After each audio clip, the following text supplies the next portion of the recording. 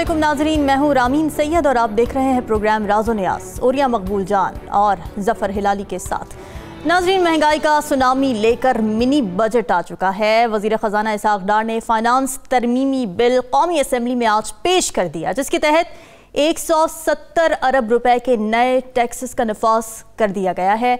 General sales tax 17 से बढ़ाकर 18% कर दिया गया है।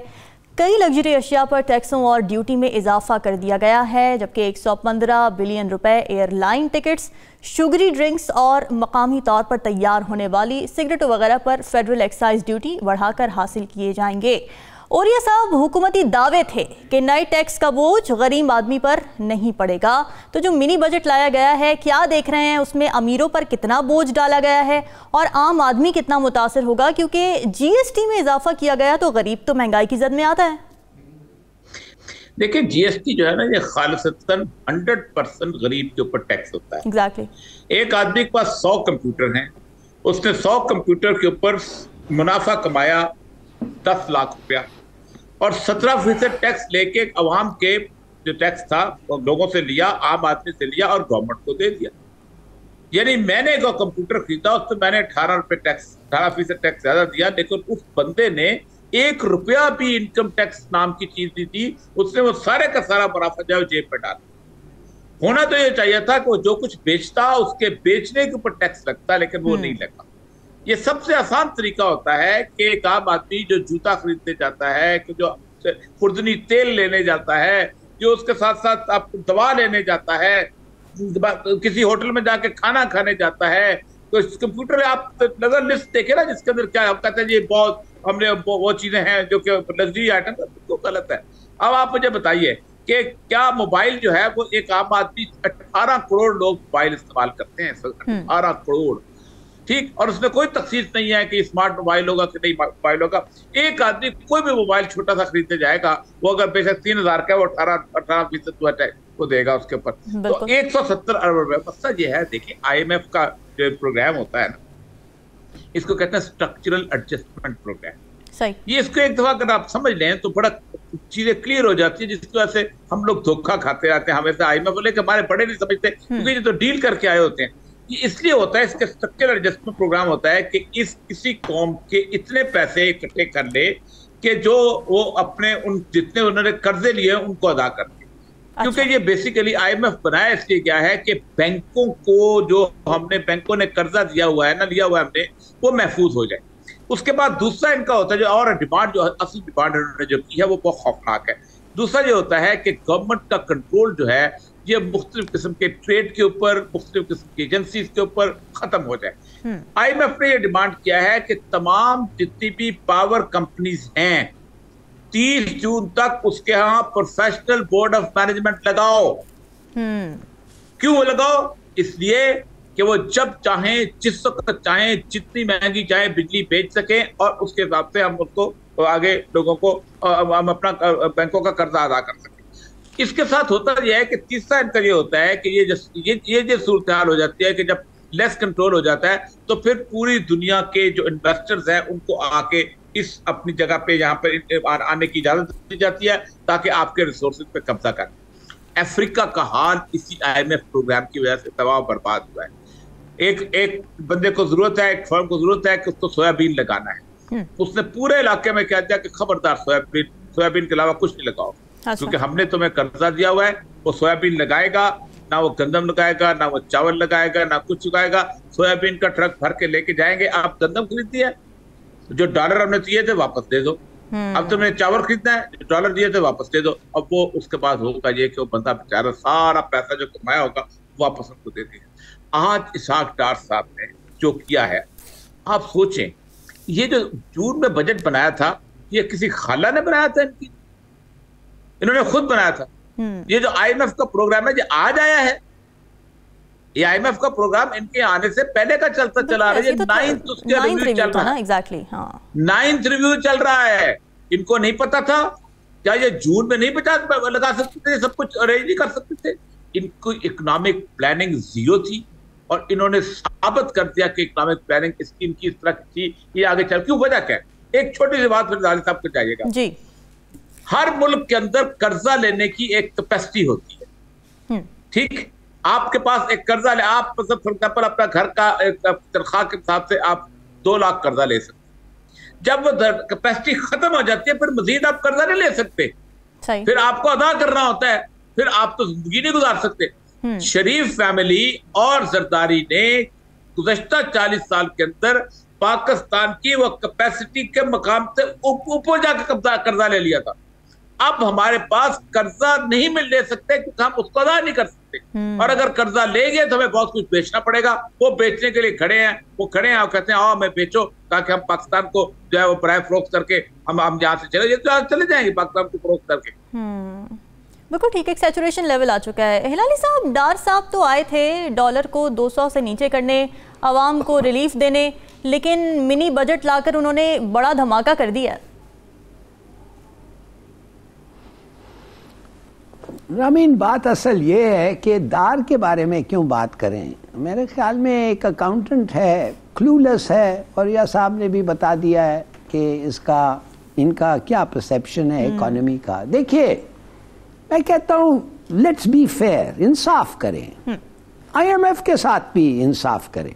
सही, हमारी इकोनॉमी जो है उसको आपने स्टेबलाइज करना है, उसमें बहुत बड़े डिस्टॉर्शंस हैं। आपका प्राइस स्ट्रक्चर गलत है, पेट्रोल का, गैस का, बिजली का गलत है। आप अमीर लोगों को सब्सिडीज दे रहे हैं, वो भी गलत है। आपके public sector enterprises loss making है।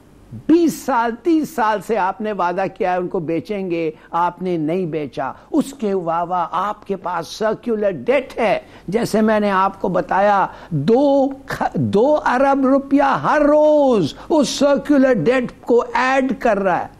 तो ये IMF आपको कह रहा है इंटरनली, मैं अंदरूनी बातें कर रहा हूं, इंटरनली IMF कर रहा है कि तुम्हारे पास पैसे नहीं है, अब रैशनलाइज टैक्सेस ऑन एक्सपेंडिचर। अच्छा, दूसरी ये आपका जो बोर्ड ऑफ रेवेन्यू, ये जो सब्बर जैदी जाके ढोल पीट रहा है, व्हाट्स रॉन्ग विद इट, उनसे पूछे कि आपने नॉन टैक्स रेवेन्यू बढ़ाए आपके बाद, क्या आपने टैक्स बेस को ब्रॉडन किया अप्रिशिएबली? नो, क्यों नहीं? तो देखिए, बात असल ये है, ये मिनी बजट जो है ये आई इसलिए है कि ये चीज़ें को IMF कहता है अब आप रैशनलाइज करें। ज़्यादातर उसकी कोशिश है कि फर्स्ट क्लास और बिजनेस क्लास टिकट्स पे, सॉफ्ट ड्रिंक्स पे, सिगरेट्स पे और ऐसी चीज़ें पे, और 1% जो 50 बिलियन बन जाता है, 1% 17 से 18। मैं कहता हूँ ये बड़ा अफसोस है कि ऐसे चीज़ें करने पड़े, मगर मेरे ख्याल में मैंने आज तक एक बैलेंस्ड आदमी को नहीं पूछा है जो कहता है कि जरूरी नहीं था। मगर मैं ये पूछ सकता हूं, जो एक बैलेंस्ड आदमी जो मुझे जवाब नहीं दे सका, कि ठीक, आप जो BISP है, बेनजीर इनकम टैक्स, आप गरीबों को जिन पे ये असर पड़ेगा ना, देखिए सब्सिडीज आप देते हैं, टेक्सटाइल मालिकों को सस्ता गैस बेचते हैं, मैन्युफैक्चरर्स जो करते हैं आपका एक्सपोर्ट, वो एक्सपोर्ट ले जाते हैं और पैसे उधर ही रखते हैं, कहते हैं अभी मत लाओ, पाकिस्तान का रुपया गिर रहा है। They are having fun. इन लोगों के लिए ये नहीं है, गरीब जो है उसको पास ऑन होता है। जैसे मैंने आपको कहा, जब आपका मैन्युफैक्चर एक्सपेंसिव हो जाता है तो फिर उसकी कीमत वो बढ़ा देते हैं, और फिर हम लोग जो गरीब को पेमेंट करना पड़ता है, माने गरीब अमीर जो भी है उसको पेमेंट करना पड़ता है। तो मैं कहता हूं 1% ऑफ GNP आपका गरीब को मिलता है, 5% क्यों नहीं करते हैं उसको? अच्छा, उसका हक है। अगर आप उनको 4% कैश दें, नॉट 1%, 4-5% दें, और मजे की बात है IMF नहीं कहता है आपको ना दें। आप यकीन नहीं करेंगी, IMF कहता है डबल इट। अच्छा, दो उनको, मगर आपके दिल में नहीं है गरीबों आपके लिए कुछ नहीं है, दे आर रॉट। क्यों नहीं करते हैं आप?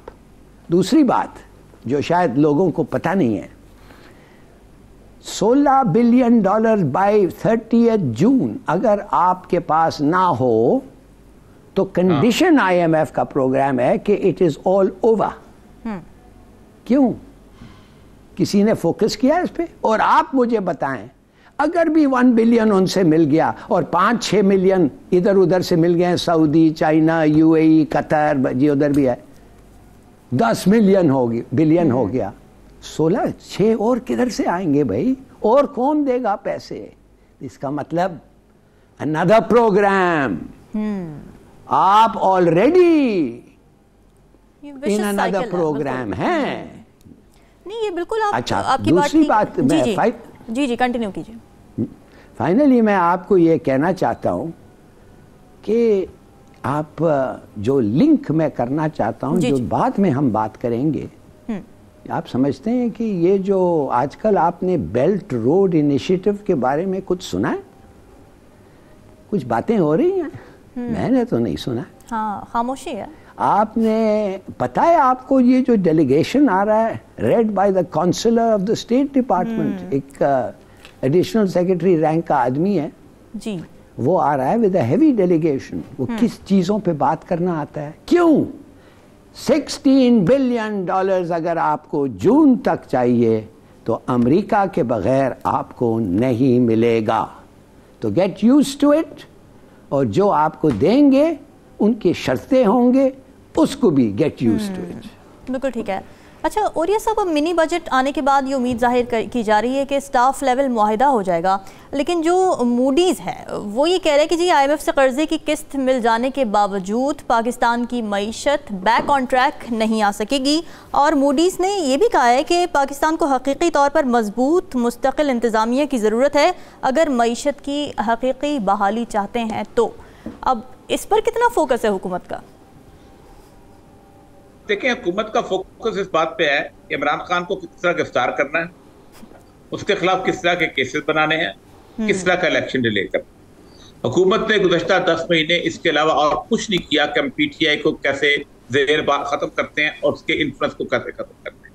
मैं आपको एक आध बात बताऊं, IMF जो है उसका एक 1.5 अरब रुपया जो है, डॉलर जो है, वो सिर्फ बैंक में पड़ा रहता है, वो खर्च करने के लिए नहीं होता।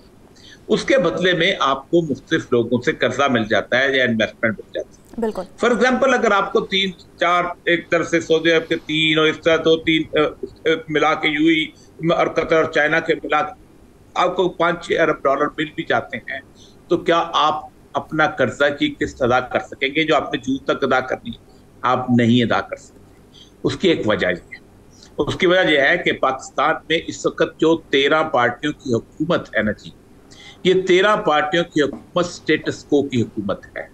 ये पाकिस्तान के अमीर आदमी पे कभी टैक्स नहीं लगाएगी। ये कभी पाकिस्तान की उन सारे के सारे लोगों के जिनकी 80% इन्वेस्टमेंट इस वक्त जो है पाकिस्तान के लोगों की, वो प्लॉट्स के अंदर है, वो प्रॉपर्टी के अंदर है, वो बड़े बड़े घरों के अंदर है, वो कतन किस्म के ऊपर टैक्स नहीं लगाएगी। वो गाड़ियां खरीदते हैं, वो आते हैं, ट्रेवल करते हैं, उनको कभी काउंट नहीं करेंगे। ये सबकी लिस्टें FPR के अंदर मौजूद हैं।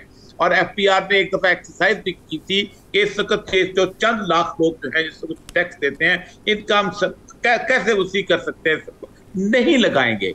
ये इनके रिश्तेदार हैं, ये इनके सगे हैं, ये वो लोग हैं जो इनको पैसे देते हैं और ये इलेक्शन लड़ते हैं और ये आगे जाके इनकी पार्टियां चलती हैं। आप मुझे बताइए कि मैं कई दफा मिसाल दी है कि डॉलमन मॉल जो है अकेला कराची जी, वो जो कराची में टैक्स की आदत है, क्योंकि कराची वालों ने ना एक शुरू दिन से इस तरह के लोगों के साथ उनके रिलेशनशिप नहीं रहे, जिस तरह के ये जो कीमे वाले नान प्रोवाइड करने वाले रिलेशनशिप नहीं रहे। अच्छा। एक डॉलमन मॉल जो है वो उसकी पूरी टैक्स जो देता है ना, उसके पूरा लाहौर जो टैक्स देता है वो उससे कम है।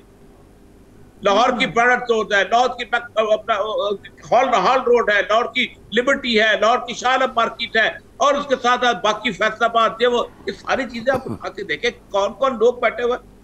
आप एक आपके यहाँ कॉफी शॉप खुलती है और आप रात को पूरी रात में इतनी लाइन लग जाती है कि 61 ईयर से वो कैनेडियन फर्म है, वो कभी भी किसी ओपनिंग पे इतने पैसे नहीं आए। ये लोग कहाँ से आ जाते हैं? ये इनकम टैक्स वालों को, ये कस्टम वालों को, ये ड्यूटी वालों को नजर क्यों नहीं आते? नहीं आते, इसलिए इन पे टैक्स नहीं लगेगा। कोई एक आदमी जो कि 2 कनाल के, 3 कनाल के, 4 कनाल के, 5 कनाल के घर में रहता है और जो जिसके घर के अंदर 4 या 5 गाड़ियां इनवेरिएबली नजर आती हैं, उसके ऊपर हम नहीं टैक्स लगाते। जो आदमी अपने बच्चों को बाहर पढ़ाता है, आप मुझे बताइए कि एक आदमी जो कि 3-4 करोड़ रुपया जो है वो अपने एक बच्चे की पढ़ाई पर खर्च करता है, अंडर ग्रेजुएट की, क्या आपने पूछा तुमने पैसे कहाँ से लिए और उसको कैसे खर्च करो? उसको आपने अलाउ करते हैं ना जाने के लिए, वो आपकी परमिशन से जाता है ना, फॉरेन एक्सचेंज लेके जाता है ना। क्या आपने किसी टैक्स के अफसर जो है वो बड़े आराम से हमसे सोए हुए हैं, उनको पता है इसहाक डार ने आना है, उसने गरीब आदमी पर टैक्स लगा देना है। तुम लोगों ने गुज़श्ता 70 साल से पाकिस्तान के अशराफिया पे 1 रुपए का टैक्स नहीं लगाया। आप मुझे बताइए कि एक जिम्मेदार उठता है, अपना 5 करोड़ रुपए का आम का बाग बेचता है, कोई 1.5 करोड़ रुपए का कीनू का बाग बेचता है, कोई किसी का बाग बेचता है, और उसके बाद आके वो शहर के अंदर याशियां करता है। फिर एक कहता है पैसे आ गए हैं, अब सूबाई असेंबली का पीटीआई का टिकट ले लो, या सूबाई असेंबली का नून लीग का टिकट ले लो। अब वो इलेक्शन लड़ता है, इलेक्शन में करोड़ों रुपया खर्च करता है। आपने देखा है कभी कि इलेक्शन कमीशन के पास कभी भी जो खर्चे की तादाद जमा होती है वो कितनी होती है? 5 लाख रुपया। क्या 5 लाख रुपया खर्च होता है इलेक्शन के ऊपर? हमने मजाक बनाया हुआ है पाकिस्तान में। मैं और आप जो है वो जब जाएंगे बाजार से जाकर रोएंगे, यार 17 से 18 हो गया, और वो भी वो लोग जो फिक्स इनकम वाले हैं। रक्शे वाला नहीं कहेगा, रक्शे वाला 1 रुपया बढ़ा देगा अपने किराए में, टैक्सी वाला बढ़ा देगा, ऊबर वाला बढ़ा देगा, दुकानदार वाला बढ़ा देगा, रेडी वाला केले पे फ्रूट बेचने वाला बढ़ा देगा। वो जो फिक्स इनकम ग्रुप है वो कुचला जाता है, और उस बेचारे को सुबह से लेकर शाम तक बेचारे को जिंदगी गुजारने फुर्सत ही नहीं मिलती, इसलिए वो खामोश है, वो चुप है। वो क्या करे? सुबह नौकरी से निकलता है, शाम को आके बच्चों की सो जाता है और आके 2 गालियां निकाल देता है, और क्या करता है लोग? बददुआएं दे देता है सिर्फ इन लोगों को, और क्या करता है लोग? ऐसे ही है, बेबसी की एक इंतहा है। हिलाली साहब, आज इसहाक डार साहब जब गुफ्तगू कर रहे थे, खिताब कर रहे थे सेनेट में और कौमी असम्बली में भी, तो उन्होंने एक बात की। उन्होंने कहा कि जी मुल्क की मुआशी तनज़्ज़ुली की वजूहात जानने के लिए कौमी कमीशन तश्कील दिया जाए। उन्होंने ये भी कहा कि मुस्लिम लीग नून के साबिक़ दौर में मुल्क की मईशत तरक्की कर रही थी और पीटीआई की नाक़िस पॉलिसीज़ की वजह से मुल्क को नुकसान पहुँचा है। ऐसा लग रहा है कि वो रूट कॉज ढूंढना चाह रहे हैं। आप क्या समझते हैं इस वक्त जो हालात हैं, क्या पीटीआई की हुकूमत सोली जिम्मेदार है? नहीं, मेरे ख्याल में माफ़ करिए, मैं ऐसे लोगों को ना सुनता हूँ ना उनकी बातें याद करता हूँ, तो मुझे आप इन चीज़ों पे कमेंट करने के क्या करने। मैं आपको सिर्फ 1-2 चीज़ें बताना चाहता हूँ जो दार की इंटेंशन फोकस करना चाहता हूँ कि तुम आगे हो, तुम हर मिनिस्ट्री के पास सीनियर ऑफिसर्स, माने मिनिस्ट्री का पूल कितना है? 5-10 गाड़ियाँ। वो 5-10 गाड़ियाँ जो टॉप लोग होते हैं वो चक्कर देते हैं। 1000 लीटर पेट्रोल मुफ्त हर गाड़ी। वो गाड़ी किधर जाती है? अरे जी बड़ा मुश्किल है, वो कोई लॉग बुक रखना। नहीं, no need for log book. आप 1-2-3 हज़ार का ट्रैकर रख लें, आपको पता चल जाएगा वो गाड़ी किधर जाती है, कौन इस्तेमाल करता है, सब चीज़ आपको पता चल जाएगा। अब अफसोस से बात यह है कि जो हमारे पास आते हैं लोग पैसे देने के लिए, उनको ये सब पता होता है, और उसके अलावा अगर ना भी पता हो, उनको अपने होटल के कमरे में इस किस्म का पैगाम पहुंच जाता है। अच्छा। कि ये देखो नुकसान हो रहा है, ये देखो नुकसान हो रहा है, मगर गरीबों को ये कभी पैसे नहीं देंगे। The litmus test of a leadership is कि गरीब आदमी आके कहे कि मुश्किल वक्त है मगर हमारा गवर्नमेंट पूरी कोशिश कर रहा है। कभी ये सुनते हैं आप? कभी आपने सुना है? ये लगे हुए हैं जिन्होंने, औरिया साहब ने फिर सही कहा, इमरान खान के खिलाफ। अभी मैं तो हैरान हो गया हूं कि उसके खिलाफ आप किस बात पे लगे हुए हैं? हाँ। आप इस पे उसका बेल रिवोक कर रहे हैं कि हिलाली साहब, इस पे हम बात करते हैं, नेक्स्ट सेगमेंट में से बात करते हैं। हिलाली औरिया साहब, छोटा सा कमेंट कर दीजिए इस बात पे, जो रूट कॉज तलाश कर रहे हैं इसहाक डार साहब पीटीआई की हुकूमत में, क्या वाकई सारी जिम्मेदारी उसी पर आयद होती है? देखिए, पहली बात तो यह है कि इससे बड़ी बेवकूफ़ी वाली बात ही कोई नहीं कि 30 साल तुम हुकूमत करते रहे, वो 3 साल जो करता रहे। आज अगर इसहाक डार साहब ये कहते ना कि मैं 18% बढ़ा रहा हूँ, 1% बढ़ा रहा हूँ, लेकिन 86 वजीरों की बजाय हम सिर्फ 10 वजीर कर रहे हैं, हम आइंदा से कभी बाहर नहीं जाएंगे, हम आइंदा से, ये बिलावल भुट्टो जो इतने दौरे जो है पाकिस्तान में कम से कम सारे वजीर खारजा ने लगाए जितने बिलावल भुट्टो ने लगाए हैं, इसके दौरे नहीं होंगे। हम ये शहबाज शरीफ को जहाज लेके इंग्लैंड जाने और कभी इधर से इधर घूमने, ये कोई नहीं घूमेगा। तमाम दौरे हम खत्म करते हैं। हम ये अफसरों की जो है पेट्रोल खत बंद कर देते हैं। हम ये कोई काम ही नहीं, एक लफ्ज नहीं बोला, सिर्फ गरीब आदमी पे छुरी पकड़ी और चला दी, एक लफ्ज नहीं बोला। ये लोग नहीं करना चाहते। ये लोग एक वजीर कब नहीं करेंगे? हो सकता है मेरा मज़ाक उड़ाने के लिए, मेरा तमस्खुर उड़ाने के लिए, मुझे साबित करने के लिए कि तुम जैसे 22 करोड़ लोग जो है, चाहे लोग हम 5 वजीर और बनाते हैं। तुम क्या समझते हो? तुम गधे हो जो हमें वोट देते हो। बड़ी अफसोसनाक सूरत हाल है। नाज़रीन, डिस्कशन का सिलसिला यहाँ वक्त हुआ एक ब्रेक का। Stay with us.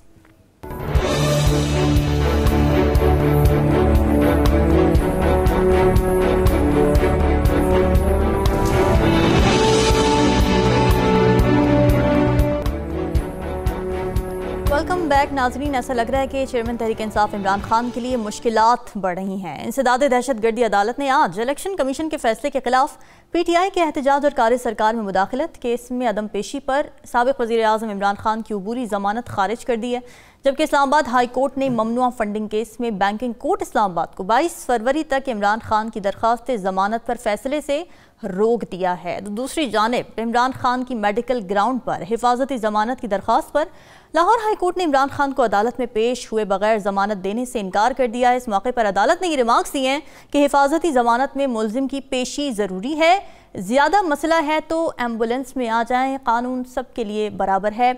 और इस मामले पर ताज़ा खबर ये आई है कि फवाद चौधरी ने PTI के मौक़िफ़ से आगाह किया। वो ये कह रहे हैं कि इमरान खान आज पेश नहीं होंगे। हिलाली साहब, ये क्या मामला है? इमरान खान के गिर्द घेरा तंग किया जा रहा है? बिल्कुल भाई, जिस आदमी के बारे में कुछ लोगों ने कहा है कि ये ख़तरा है पाकिस्तान के लिए, तो ये सब इसलिए तो हो रहा है, नहीं तो इन चीज़ों में इसकी अहमियत क्या है? देखिए, थोड़ा सा हिस्ट्री देखें ना जी। ये सादिक और अमीन का, ये तो ज़ियाउल हक का तोहफा है। और इसको जब 18th अमेंडमेंट हो रहा था, हम सबको पता है, उस वक्त पीपल्स पार्टी ने रेकमेंड किया था कि ये जो आदमी के ज़ाती मामले होते हैं, इस पे कोर्ट के सामने जाके बिठा के और उनको कहना कि जज करो, it's not right. These are essentially very personal. किसने कहा नहीं? नवाज शरीफ ने। और जब अब फिर 2018 में हुआ, किसने कहा नहीं? यकीन करें, इमरान खान ने। तो भुगतो, है ना। एक को अगामा में गया और एक अब ये फैक्चुअस केसेस पे disqualified for life. Can you imagine? अच्छा, ये एक हो गया। दूसरा, आप इलेक्शन कमीशन के बाहर एक हंगामा होता है। अच्छा, इमरान खान को एंटी टेरर लॉ के अंदर उसको ट्राई किया जाता, मगर वो तो था नहीं ना उधर। How can you B tried for an act जब तो आप थे ही नहीं प्रेजेंट आउटसाइड? उसमें अभी ट्राई हो रहा है। It's a very weak case. अच्छा, फिर क्या वो दूसरा क्या वो और क्या था? हाँ, foreign funding. Foreign funding case में आप पूरा पार्टी को डिस्क्वालीफाई कर देते हैं। और मैंने आपको कुछ हफ्ते पहले एक एग्जांपल दिया था कि जब ये लीडर्स जाते हैं बाहर के मुल्क में फॉरेन फंडिंग में और पाकिस्तानीज उनके पास आते हैं और पैसे देते हैं, तो लीडर एक तरफ से वो उनको रिकग्नाइज करके लेना चाहती है, मगर दूसरे तरफ से ये प्रोग्राम में नहीं होता, उनके साथ उनके होस्ट होते हैं। तो वो जब पैसे रिसीव करते हैं जल्दी से ले लेते हैं, किसी को दे देते हैं, उस वक्त रिसीट नहीं देते, शायद उसके बाद भूल जाते, कोई असिस्टेंट को देते या पर्सनल एड को दे देते और वो नहीं करती, व्हाटएवर द रीजन, आप उसको डिस्क्वालीफाई कर देंगे। आप कहेंगे फिनिश, तुम्हारी पार्टी खत्म हो गई भाई, तुम्हारे सब लोग जो पार्टी टिकट पे आए थे वो सब खत्म हो जाएंगे। ये किस किस्म के चार्जेस हैं? मुझे पता है क्या फिक्र हो रहा है। ये जो FIR जिन्होंने काटा है, इस पे इनको जब जाएंगे अरेस्ट करने के लिए 2000 और FIRs करना पड़ेगा फॉर दोज पीपल जो इनको रोकेंगे, उनको नहीं जाने देंगे। जिस किस्म का वो हुजूम होता है उनके घर के बाहर, what a waste of time. बिल्कुल ठीक है। और ये साहब, जिस तरह के रिमार्क्स हम देख रहे हैं आजकल सामने आए हैं ये 2-3 केसेस में, तो आपको क्या लगता है कि ये तमाम तर चीज़ें जेन्युइन हैं? क्या वाकई कानून अपना रास्ता बना रहा है, या फिर पॉलिटिकल विक्टिमाइजेशन का ही एक ये हम कह सकते हैं शाखसाना है? देखिए, पाकिस्तान की 75 साल तारीख में किसी एक शख्स के खिलाफ इस तरह सारे लोग इकट्ठे थे। एस्टैब्लिशमेंट हमेशा रहती है, लोगों के खिलाफ होती है, लेकिन इस दफा एस्टैब्लिशमेंट को भी साथ मिलाएं, ऐसा इत्तेहाद कभी आपने देखा है? क्यों है? एक आदमी ने सिस्टम को चैलेंज किया और सिस्टम के बर्दाश्त नहीं कर पा रहा कि उस आदमी जिंदा कहते हैं हमारे साथ, हम उसको मिसाल क्यों नहीं बनाते? मैंने पाकिस्तान की तारीख में, आप देखें, आप सोच लें, शहबाज शरीफ पेश होता है, उसको कहते हैं मुस्तकिल इस्तिस्ना है, तुम्हें जितनी तुम चाहो। आपके ये केस है 144 जो बेलेबल ऑफेंस है, और आप एक इंसदाद दहशतगर्दी उसके अंदर लगाते हो। आपने दहशतगर्दी का कानून इसलिए बनाया था? क्या पाकिस्तान में दहशतगर्दी का कानून इसलिए बनाया गया था कि लोग जुलूस निकालेंगे तो आम आदमी जब शामिल होगा तो आप उसको जुलूस दफा शामिल कर? आपने मजाक बना दिया। आपने तो दहशतगर्दी, यानी इसका मतलब यह है कि पाकिस्तान में TTP में और इमरान खान में कोई फर्क नहीं है। पाकिस्तान में TTP में या किसी और बंदे में जो जुलूस निकालता है उसमें कोई फर्क नहीं है। क्या अदालत में बैठे हुए जजों को यह पता नहीं है कि ये केस क्यों बन रहे हैं और कैसे बन रहे हैं? और क्या अदालत के अंदर कोई जुरिस्डिक्शन नहीं है अदालत की इसके अंदर? क्या उन्होंने कभी अपनी अदालत के अंदर कभी उन्होंने PPC के अंदर जो प्रोविजंस हैं, जो उनके अंदर जो CRPC में जो प्रोविजन है, जो अदालत के अंदर खुद सुप्रीम कोर्ट ने जो उनको अख्तियार दिया वो नहीं है, उनको नहीं पता कि ये क्यों हो रहा है। और फिर फॉरेन फंडिंग केस के अंदर एक आदमी जो है वो सबको पता है वो पेशी पे नहीं जा सकता, उसको गोलियां लगी हैं, अब वो उसका मजाक। ये पाकिस्तान में पहला केस मैंने देखा है इमरान खान के बारे में कि एक आदमी को फायरिंग होती है, एक आदमी की फायरिंग को कम से कम 10,000 बंदा गवाह है, को 20 के करीब DSNGs गवाह हैं, को 200-250 कैमरे गवाह हैं, चीजें चलती हैं। एक बंदा जो है वो GIT की रिपोर्ट, उसका तमस्कर उड़ाया जाता है, कहा जाता है ये होक है, कहा जाता है कि ये जो है बुनियादी तौर पर उसने मजाक बनाया हुआ है और उसका मजाक उड़ाया जाता है। देखें, एक अरबी का मुहावरा है, मन सहका जोहे का, जिसने किसी का मजाक उड़ाया उसका मजाक उड़ गया। खुदा के गजब से डरो कि तुम जिस सूरत हाल के अंदर हो, मुझे सच्ची बात ये लग रही है कि पाकिस्तान की हुकूमत जिस तरफ जा रही है और पाकिस्तान की एस्टैब्लिशमेंट जिस तरफ जा रही है, ये किसी ऐसे गजब को पुकार रही है कि जो गजब हमें अभी ये कल टर्की का गजब हमने देख किया हुआ है।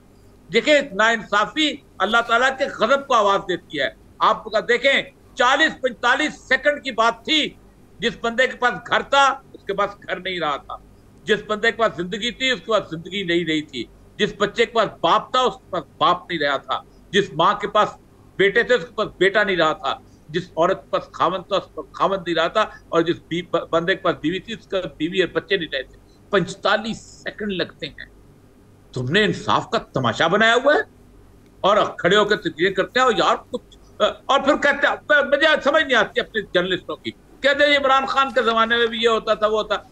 उस वक्त तो ये इमरान खान का नाम नहीं लेते थे, उस वक्त तो किसी और का नाम लेते थे ये सारे का। ये मतलब मोहम्मद पीर हमारा दोस्त है, जब उसके ऊपर मुकदमा चला था, कहते हैं इमरान खान की बात नहीं, किसी और ने, वो तो और है, जो मुझे पता है वो कौन करते हैं। आज इमरान खान का नाम लेता है। आज क्या हो गया? मतलब यह है कि पूरा सिस्टम उसके खिलाफ हो चुका हुआ है, जिसमें मीडिया भी शामिल। ठीक है हिलाली साहब, अगर इमरान खान को गिरफ्तार किया जाता है तो फिर जाहिर है कि PTI की जेल भरो तहरीक का आगाज हो जाएगा, तो इसके नतीजे में जो हालात पैदा होंगे हुकूमत उन्हें काबू में रख सकेगी, जबकि अब मुआशी फैसलों का बोझ भी आ चुका है आवाम पर और वो पहले ही तपे बैठे हैं। हाँ, अगर आवाम वाकई निकले जिस तरीके से PTI का असेसमेंट है तो फिर ज़रूर मुश्किल हो जाएगा, बहुत मुश्किल। मगर मैं पूछना ये चाहता हूँ कि शहबाज शरीफ साहब को, जिनको कमर में दर्द था, उनको तो परमानेंट बेल मिल गया था एंड परमानेंटली एक्सक्यूज हो गए थे ना वो कोर्ट से। तो ये कैसे हो सकता है कि एक आदमी को कमर के दर्द पे हो सकता है दूसरे को 4 गोलियां लगी हैं और उसको आप रेकमेंड कर रहे हैं कि वो एम्बुलेंस में आए, और वो जो कमर के दर्द में वो पता नहीं किधर किधर भाग रहा था, लंदन के सड़कों को बड़ा जोर से तेजी से क्रॉस करना पड़ता है अगर आप पेडेस्ट्रियन क्रॉसिंग नहीं है, वो तो लबक लबक के जा रहा था हमारे शहबाज शरीफ साहब। वो तो कोई कुछ जिक्र ही नहीं हुआ कि उनका permanent excused from turning up in court, वो किसी ने नहीं याद दिलाया। खुदा के लिए प्लीज थोड़ा सा बैलेंस रखें। मुझे एम्बुलेंस से याद आया हाई कोर्ट केरला इंडिया में, उसमें एक जज जो थे उनकी एक सहाफी के साथ नाराजगी हो गई। जब वो नाराजगी हुई है उस सहाफी के साथ, तो उन्होंने एसएचओ को कहा कि सहाफी को हमारे पास पेश किया। एसएचओ जब गया तो सहाफी जो था वो स्टेशन पे लेटा हुआ था, अस्पताल पे लेटा हुआ था और उसको एक्सीडेंट हुआ हुआ। अच्छा। उसने आके सलूट मारा और सलूट मार के आके कहा जज साहब को कि जनाब वो तो अस्पताल में लेटा हुआ। जज साहब को गुस्सा आ गया, ओ तुम झूठ बोलते हो, उसको स्ट्रेचर पे ले गए। जज साहब स्ट्रेचर पे लेके उसको पेश किया। जज साहब के सामने उस बंदे को जैसी स्ट्रेचर में पेश किया गया, chief justice of Kerala high court ने उस जज के ऊपर तौहीन अदालत का मुकदमा दर्ज कर दिया। उसने कहा तुमने तमाशा बनाया हुआ है, तुम एक इंसानियत के इस लेवल पे गिर जाते हो कि कहते हो स्ट्रेचर में लेके आओ, कहते हो एम्बुलेंस में लेके आओ। ये अदालतें होती हैं करेक्ट जो इस तरह की बात करती हैं। करेक्ट। ठीक है। और ये सब फर्ज करें कि हुकूमत की इमरान खान को नाअहल करार दिलवाने की कोशिश कामयाब हो जाती है, तो फिर उसके बाद क्या होगा? आपको क्या लगता है कि एक बड़ी सियासी जमात को दीवार के साथ लगाने का कुछ ना कुछ तो रद्द अमल आएगा ही? देखें, इनको बार बार समझाया है। नवाज शरीफ नाअहल हुआ, क्या नून लीग खत्म हो गई? क्या नवाज शरीफ खत्म हो गया? एबडो की पाबंदियां लगाई थी, वो खत्म। 50 लोगों पे अयूब खान ने सारे सियासतदान खत्म हो गए। जुल्फकार अली भुट्टो को आपने फांसी दे दी, वो जुल्फकार अली भुट्टो की पार्टी खत्म हो गई। कोई खुदा का खौफ किया करो यार। तुम्हें जिंदगी में सोचते नहीं हो, तुम समझते नहीं हो, तुम्हें अकल नहीं है कि पार्टी मरी कर। अच्छा, एक तस्वर इन्होंने बना दिया हुआ है कि इमरान खान चला जाए तो उसकी पार्टी जो है वो अपना उसके अंदर, ये बात भी सही है। मैं वही कहूँ, एक अकेला बंदा है जिसके खिलाफ पूरा सिस्टम खड़ा है, और क्यों खड़ा है? वो समझता है इमरान खान चला गया तो उसकी पार्टी खत्म हो जाएगी। ये है बेसिकली। लेकिन एक बात याद रखो, जिस तरह की सूरत हाल इमरान खान बना गया है, तारीख ये कहती है कि वो इस ऐसी अनार्की को जन्म देगी कि जिसके अंदर से कोई ऐसी शख्सियत जरूर उभरेगी अगर इमरान खान खुदा न खास्ता जो तुम्हारा मुंह नोच लेगी। और ये तारीख साबित है। किसी भी रेवोल्यूशन की तारीख उठा लो, फ्रेंच रेवोल्यूशन की तारीख उठा लो, इंग्लिश रेवोल्यूशन की तारीख उठा लो, ईरानियन रेवोल्यूशन की तारीख उठा लो, किसी भी, आपने एक शख्सियत को मारा, आपने उसको खत्म किया, आपने समझा फर्क हो गए, अब लीडरशिप खत्म हो गई। लोगों के अंदर लीडरशिप होती है। कहते हैं रेवोल्यूशन के बाहर कहते हैं leadership comes on the tides of the revolution. Leadership जो है लहरों पर सवार होकर आती है, उसके अंदर अल्लाह ने छुपाई होती है। अव्वल तो इमरान खान से चाहता नहीं, लेकिन अगर वो खुदा ना खास्ता चला गया, इनसे फिर संभाला नहीं जाएगा। ये याद रखें, हम वार्न कर रहे हैं, ये मुल्क तुमसे संभाला जाएगा। मैं एडमिनिस्ट्रेशन का हिस्सा रहा हूं। अगर आप समझते हैं कि आप यहाँ मुर्सी बन जाएंगे या कुछ नहीं हो सकता, नहीं हो सकता। आप यहाँ पर इंडोनेशिया बन जाएंगे, आप यहाँ सुहार्तो बन जाएंगे, आप यहाँ सुकार्नो बन जाएंगे, जो कौर बन जाएंगे, सुकार्नो तो नहीं, सुहार्तो बन, आप यहाँ पिनोशे बन जाएंगे, नहीं बन सकते भाई आप। ये मुल्क 22 करोड़ का मुल्क है, जिंदा 22 करोड़ का मुल्क है, बहुत बड़ा मुल्क है। इसको संभालना इतना मुश्किल आसान काम नहीं है। बिल्कुल ऐसे ही है। इम्पोर्टेंस जो है वो शख्सियत की नहीं बल्कि आइडियोलॉजी की होती है। हिलाली साहब, शाहिद खाकान अब्बासी जो हैं उन्होंने ये कहा है कि इमरान खान को फौरी तौर पर जेल में डालने की उन्होंने मुखालफत की है। तो ऐसा लग रहा है कि नून लीग के अंदर से ही पॉलिटिकल विक्टिमाइजेशन के खिलाफ आवाज़ें अब उठ रही हैं, वो खुद भी कंडेम कर रहे हैं इस चीज़ को। हाँ, समझदार लोग हैं, जैसे औरिया साहब ने कहा, और आप भी कभी किसी हिस्ट्री देखें, एवरी रेवोल्यूशन नीड्स मार्टर्स। और इस किस्म के जो सलूक इनके साथ हो रहा है, और अगर इस सलूक से वो नायल हो जाएं या बैंड हो जाएं या प्रिजन चले जाएं तो वही होगा। देखा नहीं हमने चीफ जस्टिस, एक चीफ जस्टिस जिसका माफ करिए क्या स्टैंडिंग था, वो चीफ जस्टिस तो शायद कोर्ट के हिस्सा था जब उन्होंने एक हमारे मुशर्रफ साहब को कहा था जो आप करना चाहते हैं करें कॉन्स्टिट्यूशन से। वो आदमी एक पूरा मुल्क को यूनाइट करके एक तगड़े आदमी को अपने ओहदे से निकाला, और कैसे लोग how they flock to him, why. देखिए प्लीज अंडरस्टैंड, एक सेंस ऑफ राइट और एक सेंस ऑफ रॉन्ग होता है, ठीक है। अगर वो sense of right and wrong में आप डिस्क्रिमिनेट नहीं करे, डिस्टिंग्विश नहीं कर सके, तो आपको कोई हिस्सा नहीं है कोई एक पोजीशन होल्ड करने इन एडमिनिस्ट्रेशन, और कोई ऐसे जगह पे जिधर बैलेंस होनी चाहिए, फेयरनेस होनी चाहिए। ये है मुल्क की unity, this keeps countries together.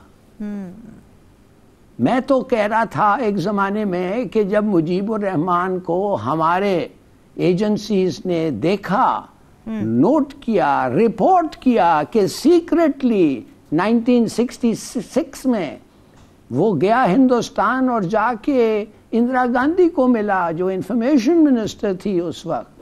भाई आपका क्या काम था उधर जाके मिलने, सीक्रेटली आप क्यों गए? और जब ये बात पता चला तो मेरे ख्याल में हमारा फर्ज बनता था पूछने कि तुम एक दुश्मन मुल्क के एक बड़े लीडर के साथ गए हो मिलने, क्या बात है? कुछ नहीं किया, वो मिलते गया। You don't act when you should, और फिर जब आपको नहीं एक्ट करना चाहिए आप एक भरम करके गिरते हैं उस पे। आई एम सॉरी, ये तो you are asking for disaster. बड़े अच्छे पॉइंट्स उठाए हैं लाली साहब। नाज़रीन, डिस्कशन का सिलसिला जारी है, यहाँ ब्रेक का, stay with us.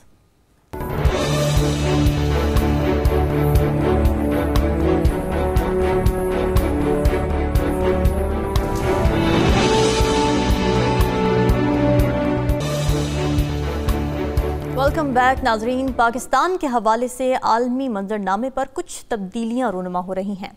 International atomic energy agency के director general Rafael Mariano Grossi Pakistan के दौरे पर हैं और उन्होंने वज़ीर आज़म शहबाज शरीफ और वज़ीर ख़ारिजा बिलावल भुट्टो ज़रदारी से मुलाकातें भी की हैं। जबकि अमरीकी स्टेट डिपार्टमेंट का एक वफ़द इस हफ्ते पाकिस्तान का दौरा कर रहा है, जिसमें वो पाकिस्तान के आला हुक्काम से अहम बातचीत करेगा। एक अहम खबर ये भी है कि चीन ने पाकिस्तान में अपने सफारत खाने का कौंसलर सेक्शन टेक्निकल वजूहात की बिना पर आर्जी तौर पर बंद कर दिया है। तो ओरिया साहब, कहीं ये मामला दौरे से जुड़ा हुआ तो नहीं है? वैसे देखा जाए तो चीन को कोई मसला होता तो साफ बोलता, टेक्निकल इश्यूज ना कहता। असल मामला क्या है? देखें, हमेशा टेक्निकल इश्यूज पे कहा जाता है और नॉर्मली ये सिफारती जुबान है। राली साहब मुझसे बेहतर जानते हैं। अच्छा। आपको बताऊं कि इस दफा जब जॉइंट कम्युनिके चीन के दौरे पर जारी हुआ था तो पहली दफा चीन ने उसमें लिखा था कि पाकिस्तान हमारे वर्कर्स की सिक्योरिटी की जिम्मेदारी ले। वरना चीन को मुझे याद है अच्छी तरह कि पहली दफा जब उसके लोग जो थे वहां अगवा हुए थे, चागी में था मैं उस जमाने में। अच्छा। और वो चाइनीज एम्बेसडर वहां आता जाता रहता था, तो वो हमेशा कहता था कि पाकिस्तान से हमारी दोस्ती इतनी अच्छी है कि हम हजारों वर्कर्स को बात करने को तैयार। उनके इंजीनियर्स अगवा हो गए थे, हम वहां जाके लेके आए थे, वहां से अफगानिस्तान से लेके आए थे। आप अंदाजा करें कि उसके लोग क्वार्टर में बेचारे उनके शहीद होते हैं, चीनियों के बहुत होते रहे, बार बात अपने तौर पे वो भी शहीद हैं अपने हिसाब से।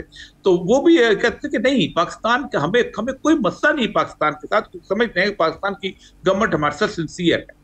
लेकिन मेरी इत्तला ये है कि शायद खाकान अब्बासी साहब के जमाने में ही उन्होंने अपना बोरिया बिस्सा लपेटना शुरू कर दिया। अच्छा। और उस बोरिया बिस्सा लपेटने के बाद हुआ ये कि सीपैक जो है आहिस्ता आहिस्ता जो है वो पाकिस्तान के अंदर, जिससे कहते हैं खत्म ही एक किस्म का होना शुरू हो गया।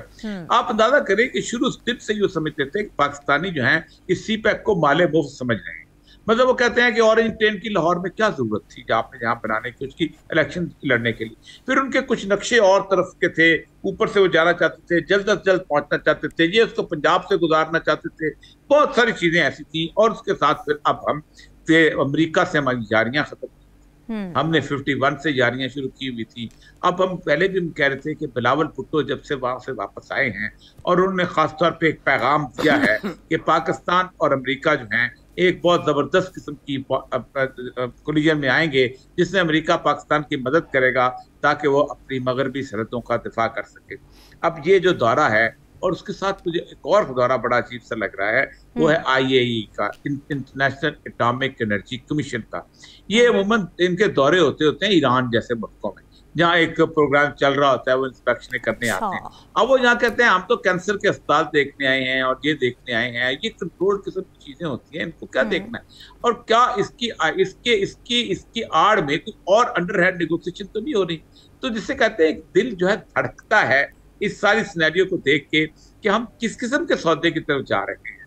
काश हम इससे बच सकें, काश हम इस समय काश हमारे मुल्क में ट्रांसपेरेंसी हो, हमें पता चले कि ये क्यों आए हुए हैं, काश हमें इसलिए पता चल जाए कि चाइना का क्या सूरत हाल है। आप सोचें कि इस मुल्क के अंदर टैक्स तो आपने लगा दिए, लेकिन क्या आपने IMF का मुआहदा आज तक अभी पेश किया? सिवाय चंद ब्यूरोक्रेट्स के किसी और को पता ही नहीं IMF का मुआहदा क्या होता है। एक और बात आप करूं, आप जितने भी कर्जे लेते हैं वो पार्लियामेंट में पेश नहीं होते, सेक्रेटरी EAD साइन करता है उसके ऊपर खड़े होकर बैठ के, और पीछे वो मिनिस्टर खड़ा होता है और कर्जा अप्रूव हो जाता है। और हम अब आप उस पर आके असेंबली में कहते हैं इतना कर्जा बढ़ गया, अब इतनी किस्त अदा कर। ठीक है हिलाली साहब, आपको क्या लगता है IAEA के DJ का दौरा पाकिस्तान क्या कोई रूटीन का मामला है या फिर कोई हिडन एजेंडा है इसके पीछे? देखिए, अगर इस पर्टिकुलर आदमी से जो आदमी आ रहा है जी, अगर इसका एक्सपर्टीज डिसआर्मामेंट पे नहीं होता तो मैं शायद कहता कि चलो बहुत सारे एस्पेक्ट्स हैं रेडिएशन के जिसके बारे में बात हो सकते हैं, और पॉजिटिव एस्पेक्ट हैं, कंस्ट्रक्टिव एस्पेक्ट्स हैं, इलाज होता है, कैंसर वाकई हो सकता है, मगर ये आदमी का जो खुसूसी स्पेशलाइजेशन है वो है डिसआर्मामेंट।